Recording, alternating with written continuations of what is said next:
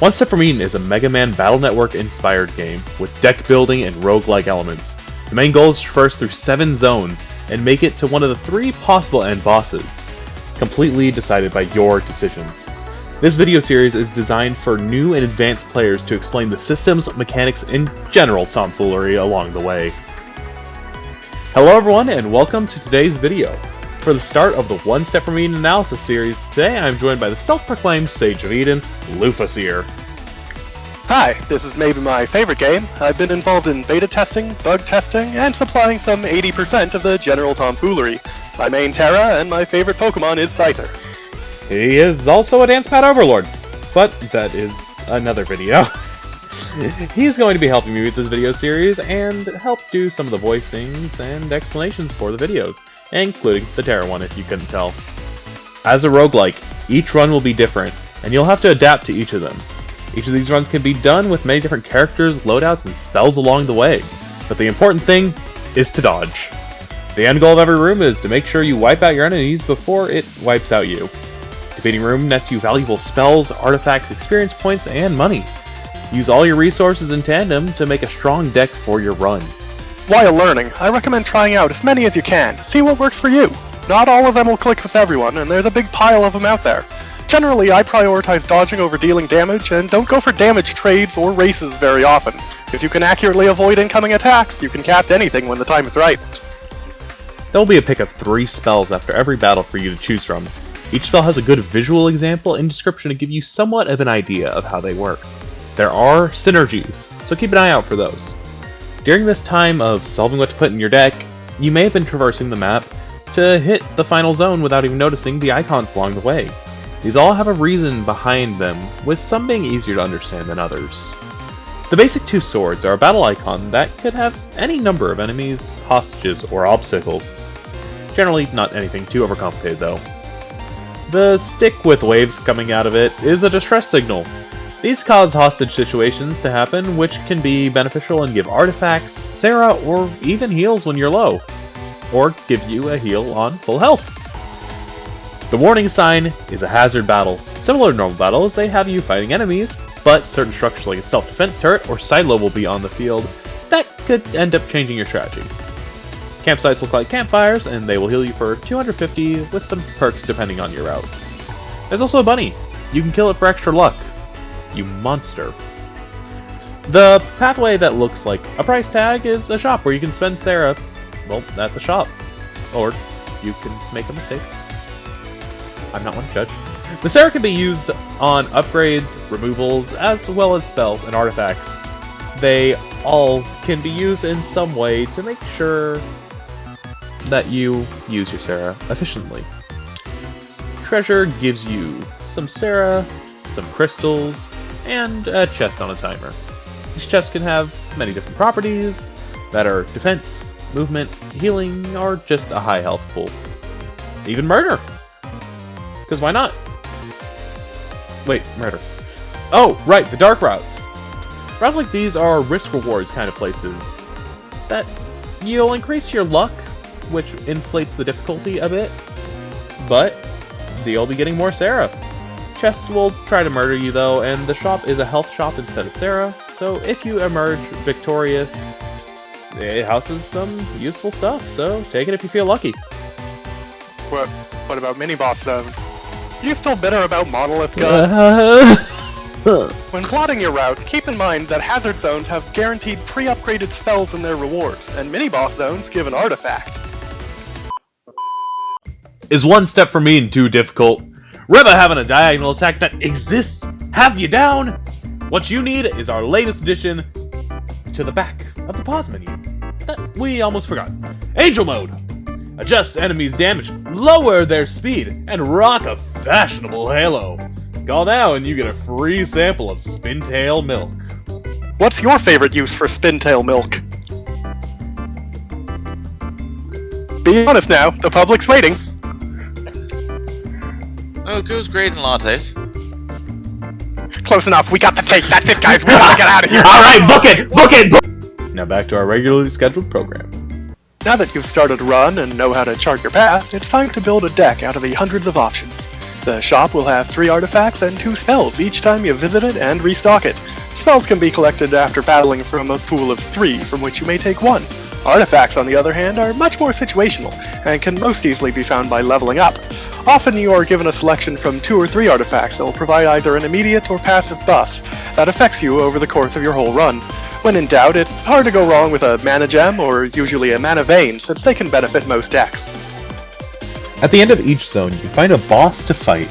We won't go too far on how each of the bosses work, as each one will be getting their own respective video further in this series.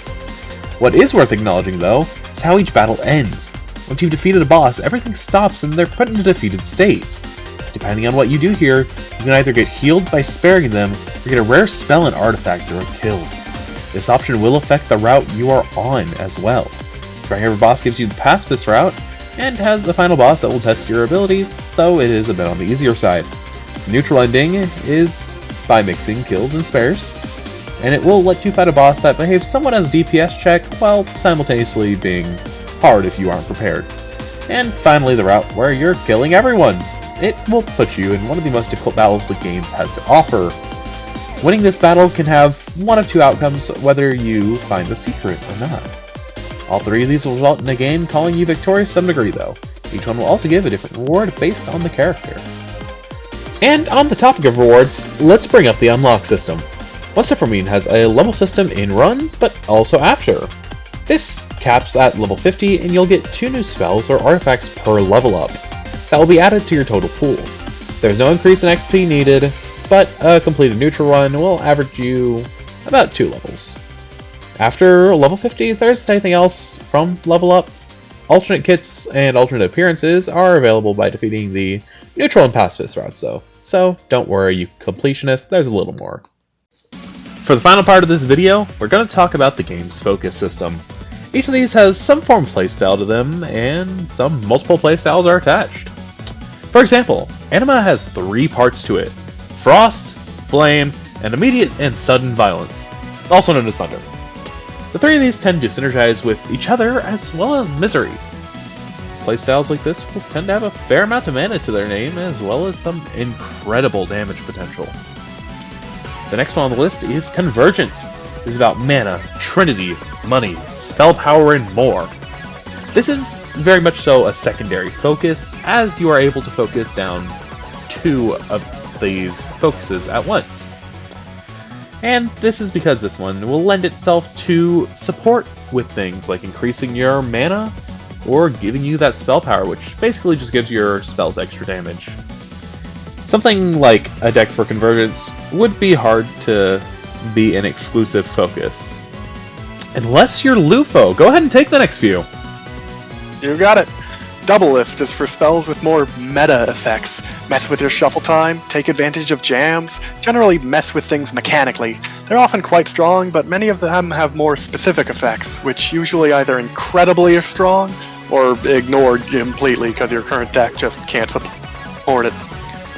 Glimmer, Light and Beams, my favorite brand. Glimmer rarely has any gimmick beyond hit for damage, and usually lots of times. Its multi-hitting spells can profit from on-hit effects very well, but very few of them are straightforward to use, usually requiring a specific aiming or movement to land hits, like the Diag Beam.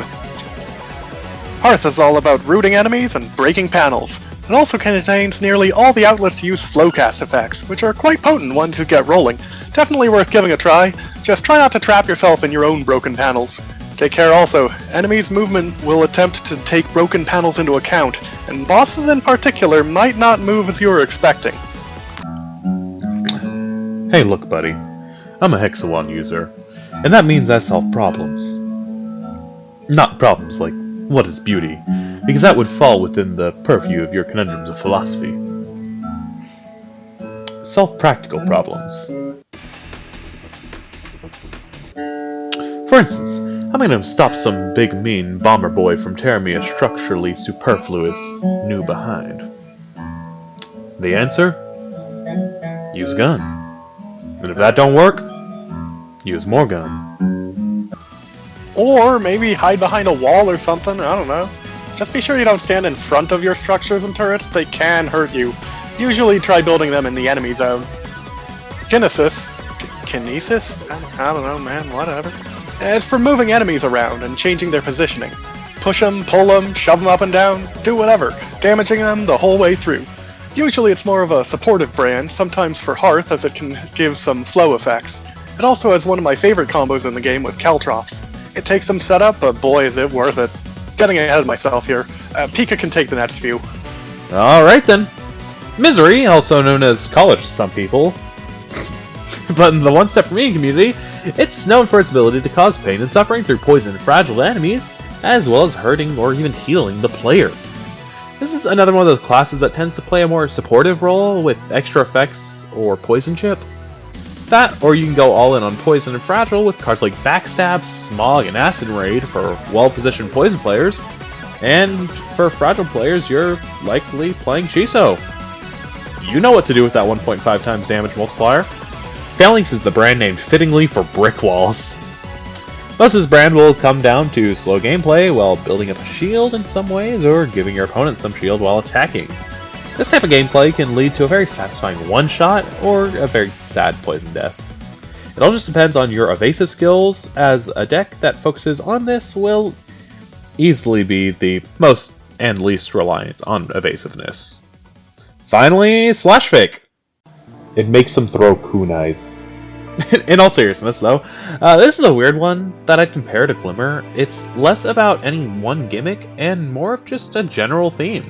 Lots of sword and kunai skills, and the best way to describe it is the spells from this focus are quick and effective damage that is intended for you to be very precise with. That covers all the brands you can focus on, and almost all the fundamentals for the game One Step From Eden. This project was a lot of fun to start work on, and I'm planning to upload these videos every other week. Or not, depending on how long it takes. There will be many videos for each part of a truly great game that I'd recommend checking out. It's available on PlayStation, Nintendo Switch, Steam, Xbox, anything. That means I'm ending this though. Good night, good morning, or good afternoon to all who've watched, and we'll see you all next time. To all my friends, thanks for your support. To all my enemies, better luck next time.